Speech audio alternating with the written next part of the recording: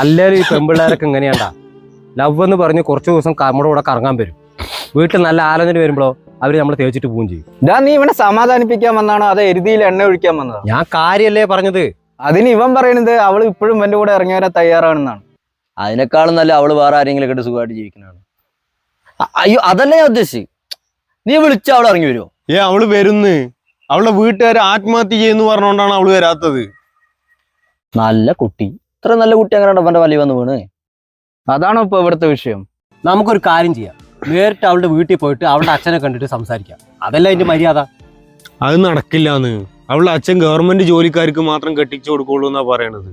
അടിപൊളി. അപ്പൊ അതൊന്നും നടക്കില്ല. ഇതിപ്പോ ട്രെൻഡാണല്ലോടാ.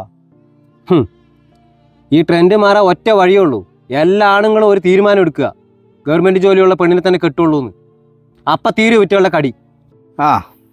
അല്ലെങ്കിലേ ഇവിടെ പെണ്ണ് കിട്ടുന്നില്ല. നീ ഇതും കൂടി പറഞ്ഞാ എങ്ങനെ ഇപ്പൊ ഇത് തീർത്തു വിടുക? എനിക്ക് അവളില്ലാണ്ട് പറ്റില്ല എന്ന്. നീ ഒരു കാര്യം ചെയ്യ്, നീ അവളെ വിളിക്ക്, ഞാൻ ഒന്ന് സംസാരിച്ചു നോക്കട്ടെ.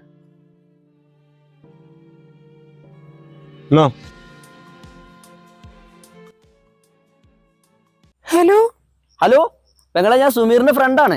അവന്റെ കാര്യം പറഞ്ഞ ആരും എന്നെ വിളിക്കണ്ട. അയ്യോ അല്ല പെങ്ങളെ, അവൻ നിന്നെ ആലോചിച്ച് ഇവിടെ കരഞ്ഞോണ്ടിരിക്കുകയാണ്. എപ്പോഴും അങ്ങനെ ഇരിക്കുള്ളൂ. പണിക്കും പോവില്ല, 10 പൈസ കയ്യിലും ഇല്ല. അങ്ങനെയുള്ളവന്റെ കൂടെ ഞാൻ എങ്ങനെ ജീവിക്കാം? അതുകൊണ്ടാണ് ഞാൻ നൈസായിട്ട് അവനെ ഒഴിവാക്കിയത്. വളരെ നല്ല തീരുമാനം.